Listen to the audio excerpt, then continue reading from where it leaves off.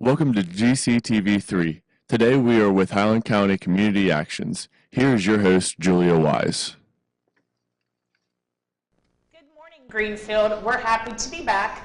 Today is a special edition, as our normal show is on Mondays, but I had the opportunity to have two special guests join us, and greatly appreciate that. We have Christy Hauke, who is the Emergency Services Director, as well as, I want to say, the queen of all hats at Highland County Community Action. But we also have Congressman Brad Winstrup joining us today. And I just want to say the Congressman has been very, I want to say, active in our community. Sometimes you get public officials that we don't see very often, but I truly appreciate this gentleman. We've had some things we want to discuss in Highland County. And we called him on a Friday, and he was at our office on a Monday. We called last week and said, hey, would you like to join us on our show? And he said, sure. So thank you for joining us today. My pleasure. So, thanks for all you're doing. So tell us a little about yourself in general. Yeah, like how did I get here? How did I wind up in Congress? Yes. You know, I'm a doctor first, and I knew at a young age I wanted to be a physician.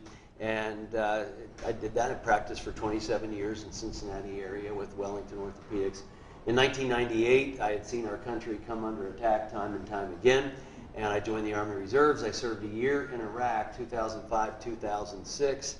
And when I came back, I just decided to get more involved with other things, including politics, hoping to take these experiences that I've been fortunate to have in my life as a physician, as a soldier, and a lot of things, a big brother, and various things, and bring some of those experiences to Congress and hopefully be able to help more people than maybe I was before. Okay. First of all, thank you for our service to our country. That is greatly appreciated. So, I know you also live part-time in Highland County, out by the Rocky Fork Lake area. Is that correct? Yeah, since '98 also. We've had a place out there by the lake, and really enjoy Highland County. And what a tremendous opportunity. You know, they changed the districts right before I ran for office to include Highland County in the 2nd district. So what a blessing that's been. Absolutely. So our topic for today is going to be a mixture. It's about Rural Impact, which is a program our organization has had the opportunity to work with over the past year and a half, I guess it would be. We're one of 10 organizations across the country that got recognized to participate in this program to see how we could actually provide greater services and case management to our customers and to generational poverty. But also, recently I read the Congressman's blog, and at a federal level, they're working on an initiative called The Better Way. So I wanted to give them both the opportunity. We see such similarities in these programs and kind of talk more about how we can work together on a local and a federal level to reduce poverty. And so I'm going to have Christy Hauke, again, is going to talk about, she's led our local effort for Rural Impact, and have her explain about what we're doing and why we're doing what we're doing. All right, well, thanks, Julie. Rural Impact was an opportunity that we received federally to role model some practices to help address poverty across multiple generations. What we have found is typically services are provided to children, or services are provided to adults, or services may be provided to seniors. What we wanted to do is try to experiment or test out the theory that if we were to provide those services in a wraparound, holistic way, would that make more difference in these families' lives? For instance, if a child is receiving services and developmental skills through our Early and Head Start program, if we were to wrap around services for the parent to make sure that at the same time they're receiving that service, they're getting home energy assistance, or they're getting coaching for job skills, would that make more of a difference? And we found that it did. Our discovery through this process was that so many folks who are trying to fight their way to the next level economically are spending so much time, so much of their own resources just accessing those basic services that they need to stabilize, that there's no time left over, there's no transportation resources left, there's no power left, basically, in their household to get the education to move forward, to get the job training, to fully engage at work on a level that creates a positive atmosphere for them to move forward successfully. So in our organization, what we have done is we have created a program where we're taking a set of families with multiple barriers, and we're, through a coaching process based on their strengths, addressing their needs in the most thoughtful way possible, trying to make sure that every service they're eligible for is being provided at one time, one stop. That way there's additional time, there's additional transportation resources, and additional value that they find within themselves to capitalize on and move themselves more successfully forward. We've been doing it for a short time, and of the 20 families who we've enrolled over the last 2 months, 2 families have moved forward with housing stability. 1 family's moved forward with economic stability. So we're already seeing some great strides with this type of programming. Additionally, what we want to do is make this the way we do business. So Community Action provides 6 different lines of services, and we want to make sure that anyone who enters our doors for any one service is being screened for every single service that we provide and being linked to that service immediately.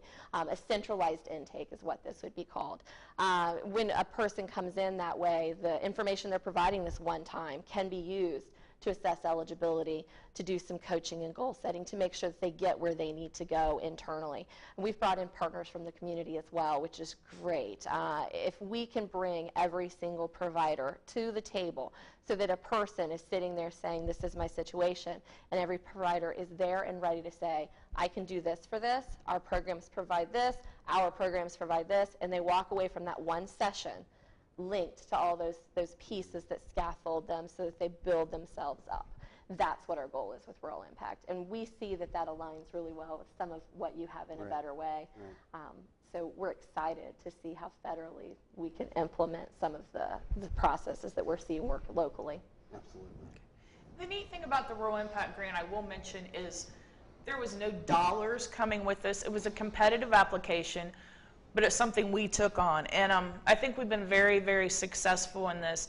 And again, as Christy said, we're really excited to have the opportunity, hopefully to partner again, and to kind of push this off as a pilot program to let other people experience the success that we've had. So when I saw your blog about the Better Way, I was very excited. And can you share us a little bit about that? Absolutely.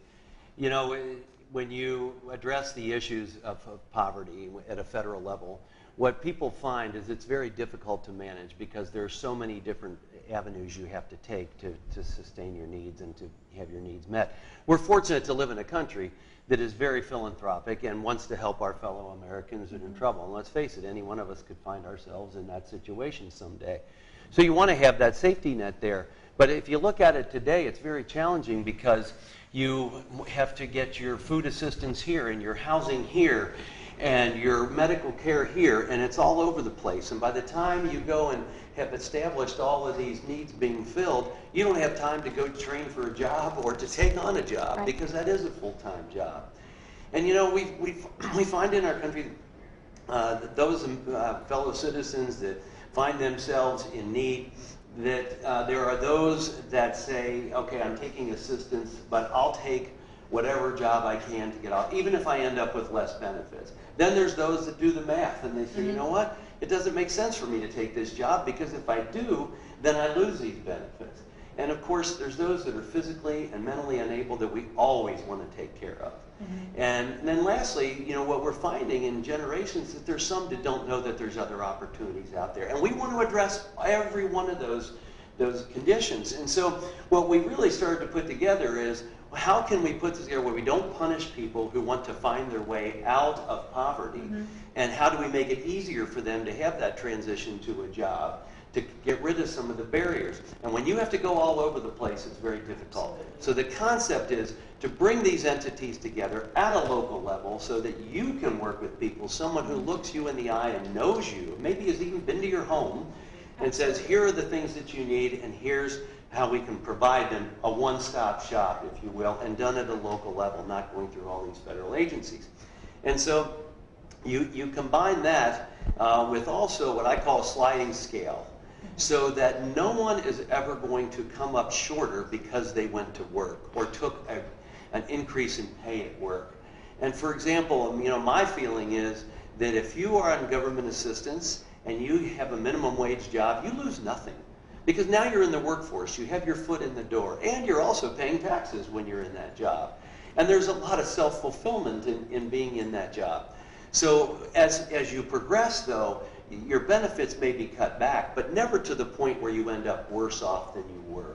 It's a lot of math. There's no doubt about it, but that's what we need to work on, and that's the concept we want to move forward. It hopefully would make your job easier, and for those that are in need, make their goals more realistic and able to be achieved. Absolutely. One of the things that we find as well that could hopefully be helpful is when an individual comes to our organization, they come in and we're trying to refer them to a lot of different programs.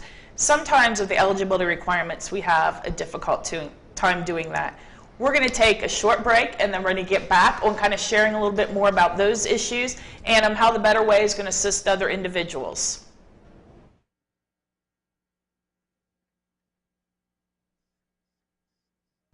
I think Daquan's been smoking.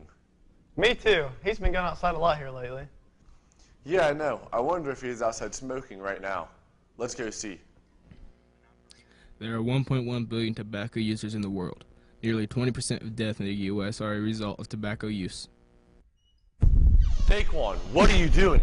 Those are bad for you. Yeah, if you smoke, you can develop cancer and have lung problems.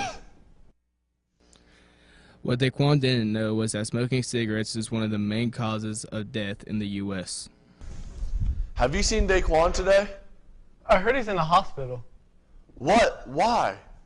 He's still smoking. I think he may have gotten cancer. 2 months later, Daquan was diagnosed with lung cancer at the age of 18. The cause was cigarettes. If you have a friend that is smoking or using any kind of tobacco product, tell them the risk they're taking and the harm they could cause to their body.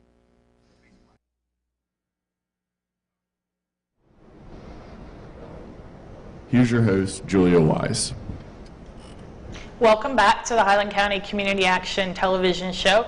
Again, I have Congressman Brad Winstrup and our Emergency Services Director, Christy Hauke, with us today. Before we went to break, I was kind of getting into the fact that there are so many different eligibility requirements for our different programs. And for instance, an individual could come into our organization and they could receive Head Start, early Head Start services if they had an income below about 100% of poverty. However, they can get WIC services being 185% of poverty. You can get HEAP services if you're 175% of poverty, weatherization below 200% of poverty. The other issue we have, they all have to bring in different paperwork. So sometimes we have paperwork that you calculate your income forward. Sometimes in our housing programs, you go back 6 months to get those services on your income. So different applications, different paperwork. So that's a lot about what we want to do with rural impact, but I also think that's what we're wanting to do out of the Better Way initiative. Absolutely. Yeah, to your point, I'll try and show this chart, which will be hard to see, but it's hard to see even close up. And if you take a look at this, this basically is what you're trying to navigate each and every day.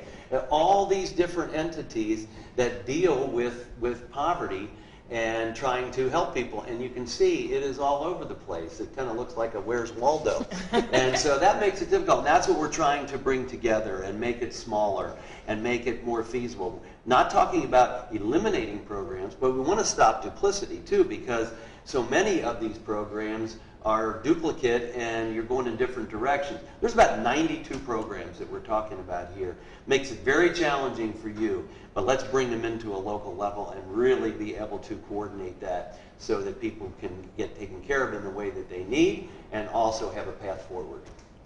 Absolutely.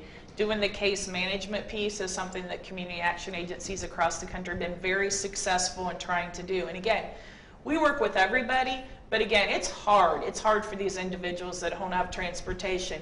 It's hard, for instance, when they come into our office and in turn they have to go to Jobs and Family Services and they don't have transportation over there. Then sometimes they have to take a number and they have to wait. And then they want to go perhaps to our workforce offices to get that services, and they go and get that done. And then they have to leave because their child has to be picked up at Aunt Susie's house, who's been watching them all day. So you're absolutely right. They're going here, here, and here. And unfortunately, they're staying in poverty sometimes. And I can tell you, in my work with Community Action for 28 years, I don't believe for 1 minute that anybody really wants to continue to exist and living in poverty. There's that two-generation approach. And I noticed in one of the things that you had in your blog, it talked about stay. Sometimes they stay in poverty, but most often they don't want to stay in poverty. There is just no better way to get them out. So again, we are very excited with Rural Impact and this initiative. Where is the initiative on a federal level right now? Well, so this is interesting because we did something different in putting this together. Typically things come out of the various committees in Congress, but a lot of these things have overlap. And so overlap of committees. So instead of having committee-driven ideas, we went with a task force ideas. And let's just take national security, for example. If you're talking about national security, you're talking about Armed Services Committee, the Intelligence Committee, and Homeland Security Committee, and all of those things coming together. When you're talking about poverty, you're talking about education, you're talking about so many other components. So the chairs of all these committees were involved, and every member could be on any one of the task forces they wanted. So I went with 4 of them. We were in this process engaging economic opportunity and reform, tax reform, national security, health care, constitutional authority on who can legislate, and as we're talking about today, mostly poverty. So we divided things up into 6. They're all in there under the Better Way, but it really gave everybody a chance to weigh in on what they know from the people that they work with in their districts and tell their stories, and these are the things that we need to address. And so I think it's a powerful tool, and what we hope to do in 2017 is bring these forward in a way of changing some of the laws and changing some of the structure. It won't happen fast, but you got to start somewhere, and I think it's important that we have people on the local level understanding what we're trying to do and have our backs, if you will, as we try to move forward to do a better job. We took a little quick tour of Greenfield. For example, we have 3 different sites in the Greenfield area, and we talked about how efficient it could be for our organization to put all 3 together. We could share actually the kitchen for Head Start, senior nutrition. We could have nursing staff on board for Head Start. And neat thing, in Greenfield we're looking actually right now to build the infrastructure for that facility. So I'm hoping, my goal is 2 years out. It's been my goal for many years to be able to accomplish that. The other thing I think we should say is we have bipartisan support at a federal level, I believe, for this Better Way initiative. Everybody's kind of coming together and wanting to see this happen. Because in Highland County, Christine, how many people do we have in poverty? Oh, it depends on where you want to measure poverty. If you want to go strictly at the 100%, we're at about 19% of our population at 100% of federal poverty and lower. But you really want to look at more than just the federal poverty guideline. At that level, once you step above it, there's still not enough income in the household to support it in an unsubsidized way. So we really want to look at more like a living wage or self-sufficiency wage. So we don't have a lot of numbers for that since we don't define it that way. But just to put it in perspective, a single mom with 2 small children would need to make about $11.50 an hour to support their family without subsidy. So when you look at it that way, you're looking at more like 200% and below, and then you're up in the 30 to 40% range for households. You know, need and economic opportunity are not unique to any particular party. And this is an American issue that we really need to address as American people, and how we want to make sure that people know that you grow up in America, we're going to help you when you need it, but there's going to be opportunities for you to not need it. You'd love to be out of business, right? That's what I've always said. We'd like to work our job. Yes. Out of business, no longer to exist. So again, that would be ideal for all of us, to have a community, a county, a nation where everyone is economically equal, being able to be self-sufficient. And when we talk about that self-sufficient wage and things like that, obviously we need some other things to be able, that doesn't provide opportunities for, I want to say, extracurricular things, whether it be an activity for children, something you need in your home. But that self-sufficiency wage is at least a starting point for what we actually want to be able to begin. And we're going to take another quick break, and we'll be back to finish our segment and learn a little bit more about what we're trying to do in our county and in our nation. Steroid use is a serious problem. Some people use it to get stronger. Others use it in sports to perform better. Most will get caught. You ready for the game tonight? Yeah, I'm going to get juiced up for the game so I can do better. You want to take some with me? No, steroids are bad. If you get caught with them, you can get suspended and kicked off the team. Come on, they won't hurt you. It will help you perform better. Give us a better chance of winning. If coach catches you, you will be in big trouble, and I can win without steroids. Coach won't catch me because you won't tell him. You know you guys can't win without me. You shouldn't have to take steroids to have a great game. Steroids are not the way to go. If you want to perform better, all you have to do is try your best.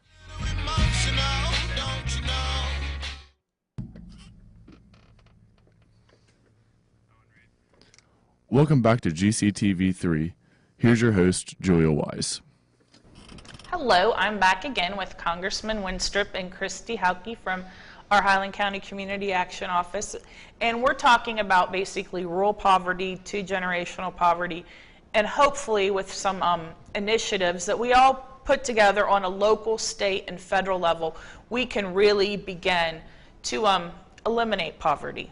And as Christy and I say, want to eliminate our jobs. So Congressman Winstrup is going to talk to us a little bit more about the different initiatives within the poverty segment. Right. You know, one of the things we want to do is, as I mentioned before, we always want to make sure that we're rewarding work, that no one is ever penalized for work, but also have the ability to tailor benefits to meet people's needs or the family's needs. And that can really only be done at the local level. And also give people the opportunity to improve their skills, to get training or schooling so that they have an opportunity to do something else. And also, we need to make sure that we're having people be aware of what they can do to plan and save for the future and to build their own better way, right? And with what works best for them. But also, we have to make sure that in everything that we're doing, we're demanding that there be results. And then we take a look back at what we are doing to make sure that it's working. And if it's not, then we adjust. And that requires a lot of flexibility, and again, that's why we need more control, I think, at the local level.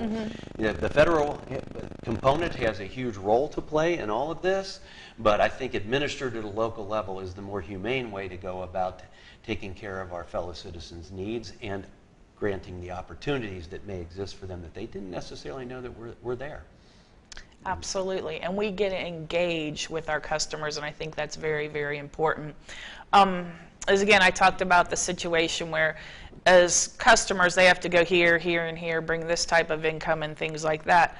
But also on a local level, it's difficult with us, with reporting, where we have to report this and this and this. And so I'm so excited, again, that we have Streamlined. You know what it's like. Right. Take care of that, because I do think it's going to make us efficient, much more efficient, into moving people out of poverty. And in our area, there are Greenfield is a huge area, pocket of poverty, as well as the Rocky Fork Lake area, which I know is dear to your heart.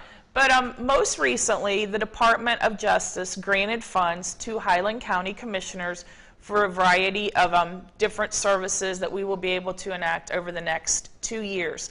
And these services are going to be something that I truly think is going to make a difference. We just received an announcement of it last week.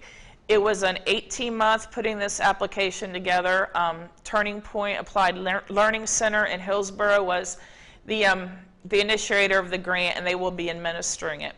But lots of new things that's going to happen out that area, which I think are going to benefit the individuals of all socioeconomic guidelines.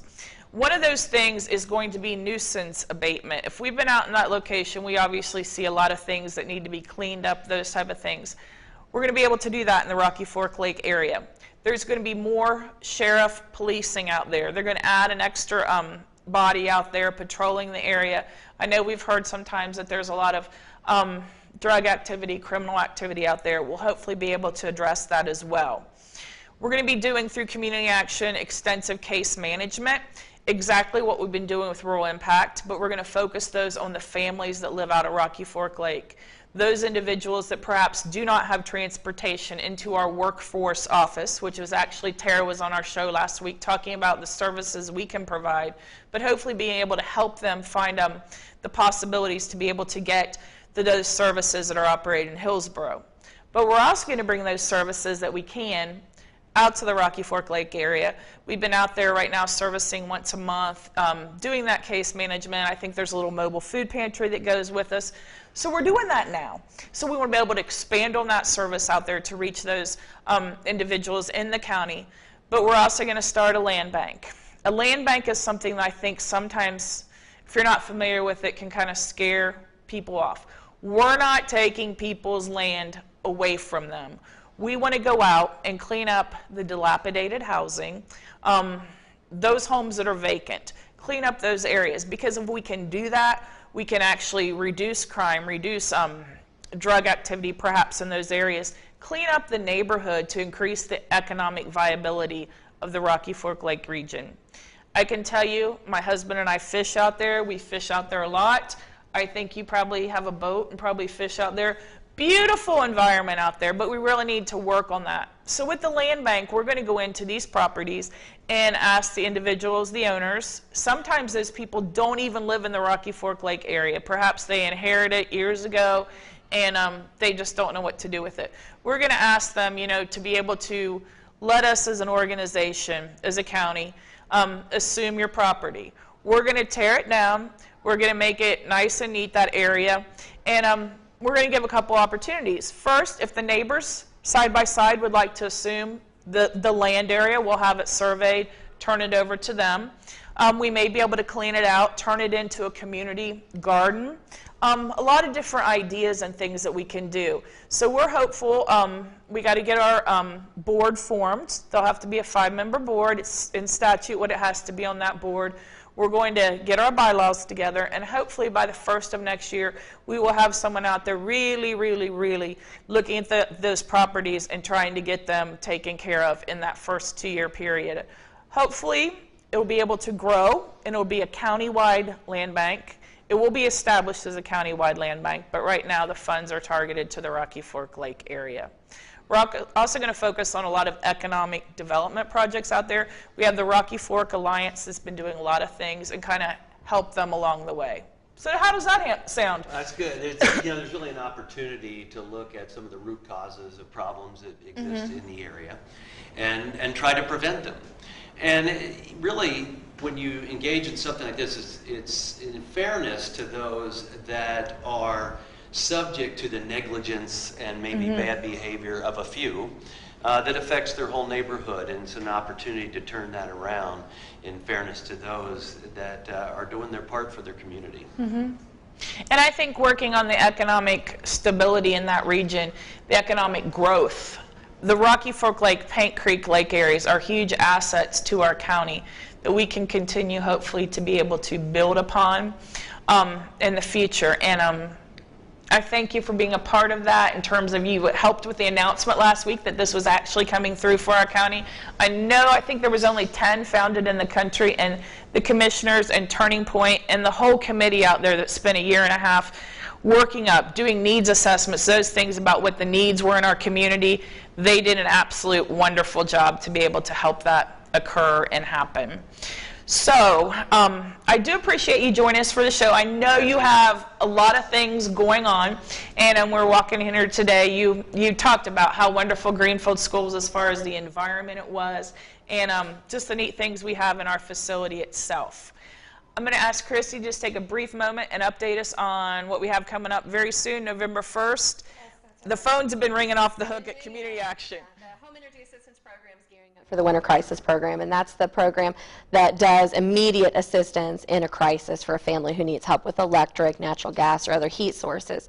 There's a lot of requirements, of course, as we talked about, to bring in. We do keep that list on our website, www.hccao.org, or you can call us at 937-393-3458, and we'll be happy to make an appointment for you, give you the list of the required documents, and help you on your way to making sure that you stay warm this winter. Again, that starts November 1st. You can call our office, and be happy to try to help you out. But the other neat thing is when you do come in to the office, we're going to be case managing you. See what you need to do to be able to pay that bill again in the future. To work to get out of, refer you to jobs, all those things. It's part of actually the Better Way initiative that's going to be coming out. You thought it would be in 2017, maybe when we get through the whole election process and get everybody on board. We're going to start our push, yeah.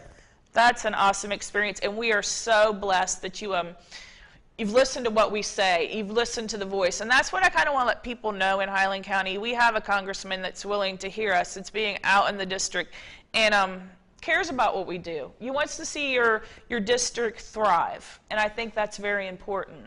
Yeah, we got a lot of good people in the 2nd District of Ohio, and a lot of opportunity in the 2nd District of Ohio, and I like to see us working together to get things done.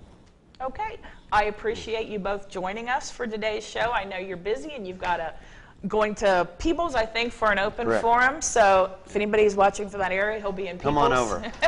And we'll be back next Monday with our next show. So thanks for joining us today.